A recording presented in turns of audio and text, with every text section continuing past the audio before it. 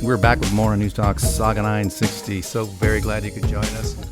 To wrap up your work week right here on the Mark Petronas Show, we have Senator Leo Housakos on the line, coming to us from the nation's capital. He, of course, is really one of the guys standing in the way between the government passing, the Trudeau government passing an internet censorship bill, a regulatory bill, and freedom of speech in this country. So I would suggest, Senator, that you are right now one of the most powerful politicians, even though you are appointed in Canada. Am I wrong? Well, you're right about the fact that I am appointed, as of course senators are in this country. I don't know about power. I think we're a place for sober second thought when the House of Commons oversteps its bounds, and when the government gets carried away with itself. Our institutions like the Senate, I think it's moments like this we have to step up and be a voice for Canadians. Yeah, well, the elected Conservative caucus wasn't enough to stop this thing from being passed in the House. So that leaves it up to you, and that means that you do have power. Your tweet today, Senator, the Trudeau government's attempts to circumvent the democratic process and ram through flawed censorship bill C-101, C-11, with no discussion or debate, should outrage every Canadian. The Senate must and will conduct a full and transparent study of the bill. As you know, though, the left-wing media will say, well, you guys, you weren't elected to anything. What gives you the right to stop this thing from going through? Well, like I said, constitutionally, our role is to do some oversight, to be a checks and balance. And obviously, we usually acquiesce to the will of the elected House. But when the elected House itself starts acting in a draconian fashion, I think that it's the obligation of all Canadians. Doesn't matter if it's appointed senators or ordinary Canadians. We have to step up and stop this. I think this is outrageous. The Liberal government won a minority government. They're in a minority parliament.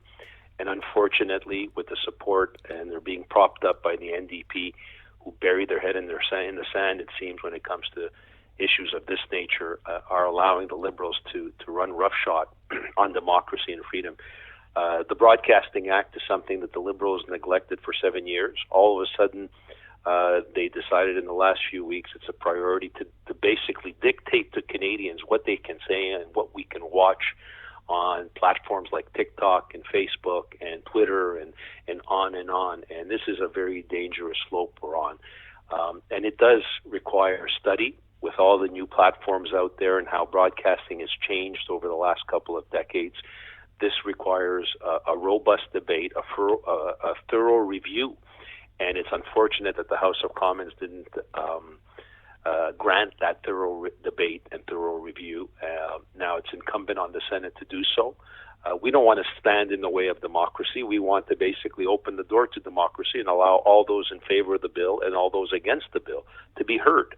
And I think that's an obligation of Parliament. And I will make sure, as chair of the Telecommunications Standing Committee in the Senate, that the work of Parliament and that people are heard no matter what. Well, good for you. I mean, obviously the government is using the Broadcasting Act, to your point, as a Trojan horse to ram through internet censorship. And when I was at the CRTC as commissioner for 5 years, we heard the clamoring for the regulating of the internet, but pushed back at the time, as all of the Harper appointees did to the CRTC. But as you know, everything has changed, of course. The appointees have changed. They become more liberal, I guess you could say, so more pro-censorship.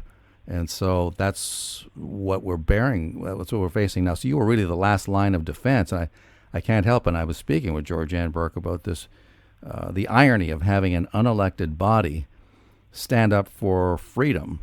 I mean, it's can't be lost on everybody. But 150 amendments to the Online Streaming Act.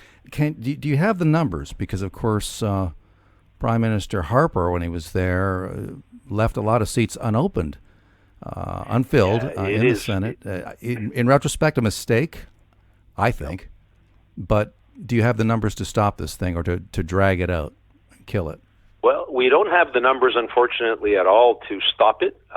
We do have all the procedural tools required in order to make sure that it's studied thoroughly and that it's not steamrolled through like the Liberals have indicated they want to do.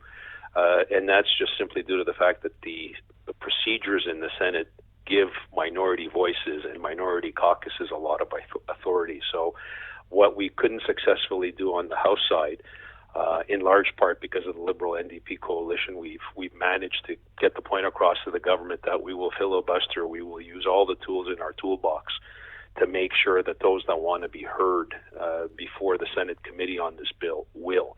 And that Canadians can take to the bank. And like I said, when we have a government that believes in democracy and freedom, only when you're articulating their narrative, that's not democracy, that's not freedom.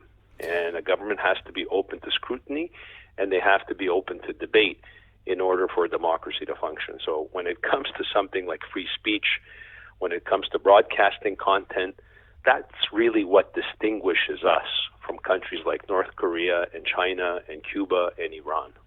Well, it seems that this Prime Minister doesn't want to distinguish us from those countries. He wants to emulate those countries. Let me ask you, are there Trudeau appointees to the Senate that feel the way you do about free speech and the need to push back against this bill? What's your sense of whether or not those appointees might side with conservatives like yourself? There are a couple. I have to say there aren't many, but so far on our committee you have people like Senator Jim Quinn from New Brunswick, who's a Trudeau appointee, Senator David Richards, who's also a Trudeau appointee, a handful of Trudeau appointed senators over the last 7 years that find this behavior egregious and also have voiced their desire to make sure there's a robust debate and review.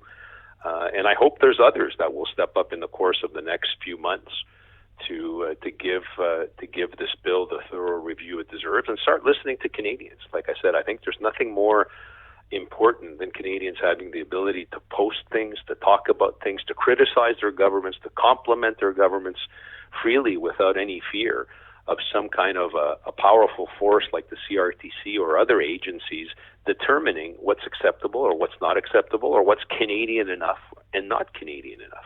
Yeah, there's also parts of the bill that provide for punitive actions, penalties, and that sort of thing. What do you think is the most insidious part of this bill? What's the part that really gets under your skin the most? I think fundamentally that we've seen in this country a propensity on the part of Liberal governments to want to pick winners and losers and want to decide what's acceptable and what's not acceptable. And I think the modern day communication platforms have broadened the scope of what is culture and what is acceptable. Something like YouTube has proven to be far more powerful than any one of the government subsidized agencies through the years that have promoted culture in this country, right? I believe in allowing Canadians and unleashing the Canadian talent that this country has to express themselves to the world and not to live in an isolated cocoon. If you look at our Broadcasting Act, it was designed 50 years ago for a different era, and it might have served that purpose at that time. But as you know very well, because you've served on the CRTC, a lot of those methodologies and approaches of 40, 50 years ago don't apply in this new world that we live in. Yeah, exactly. It is, it's a very cumbersome, regime to impose on the internet. take the broadcast and Conrad von Finkenstein made that point when he was asked about it as well. It doesn't work. But anyway, it is what it is. So you've obviously looked at the time horizons. Can you talk a little bit about procedurally whether you can rag the puck, as it were, into the summer? In the past, the bill, C-10, that's what happened to C-10, right? It was essentially killed in the Senate. Is it possible that you can maneuver the same type of thing with C-11?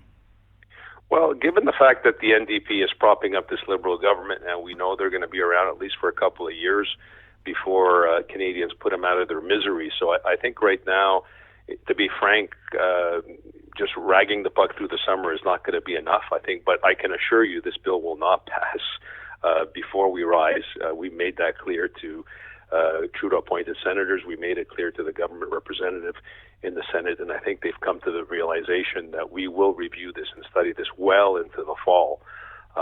So quite honestly, my approach with this is not to try to just rag the puck. It's to shed some light on this, and over the next few months, going into September, October, November, have a thorough review and make sure there's enough attention drawn to this bill across this country. One of the things I will propose to our committee, and hopefully there will be an openness to this, is to have the committee travel across the country and sensitize Canadians to how important this is. This is not some kind of innocuous bill in the corner where you can just pass quickly through the parliamentary process and it's business as usual. This can have a terrible impact on the lives of Canadians, particularly young Canadians, a generation of Canadians who are, like I said, taking full advantage of all these platforms that are available to them and are open to competing and putting out for international display the Canadian content and talent that this country has. So my objective, and I can assure you, is to go well into the end of this year, study it, shed light on it, and I hope Canadians will all participate in the work that the Senate will do on this bill. Yeah, raising awareness is absolutely critical. And talking about the user-generated access as well, I mean, aspect to all of this, there's been arguments back and forth as to whether it really applies, but even the commissioner of the CRTC, the current one, admitted that it will capture some user-generated content. So this should absolutely concern anybody who's ever posted anything on the internet, and the idea that we'd have a regulator overseeing that content is absolutely outrageous. So I'm an old guy who's an immigrant to technology, but I can say anytime I start hearing about logarithms and how any particular organization will be, screening and monitoring and determining what is what for you and me, I get very worried. And you should be. But here's the other thing, the broader issue. I mean, you've got all sorts of challenges facing Canadians right now, Senator, and you know this. We were talking about affordability, energy prices going through the roof, interest rates now going up, inflation eating into people's pocketbooks, and this government preoccupies itself with what? Censoring the internet and climate change and mandates. I mean, how out of touch are these people? Oh, they're completely out of touch. We've seen it with mandates. We have seen their approach vis-a-vis climate change.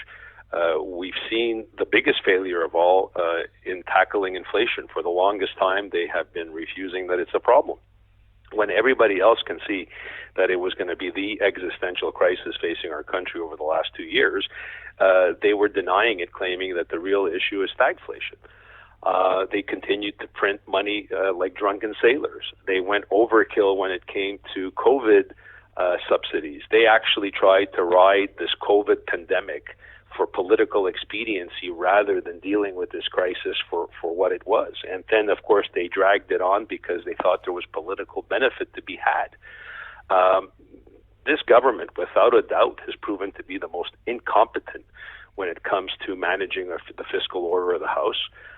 And we have a prime minister who has shown no interest in tackling the real issues. Right now, when a young family, a middle-class family, goes to their local butchery, they can't even buy a small roast because it's too expensive. People need to spend $150 to fill up a van, which they need desperately to drive their kids to and from school and to take them to soccer practice and be able to provide for their family. I mean, Mr. Trudeau and his government always prided themselves as being the government for the middle class and those aspiring to join. I mean, that's their line they always use. Well, let me tell you, the middle class under Justin Trudeau has been murdered and brutalized, and that's the reality. And those aspiring to join that, they have no hope whatsoever. This country is poorer than it has been in decades.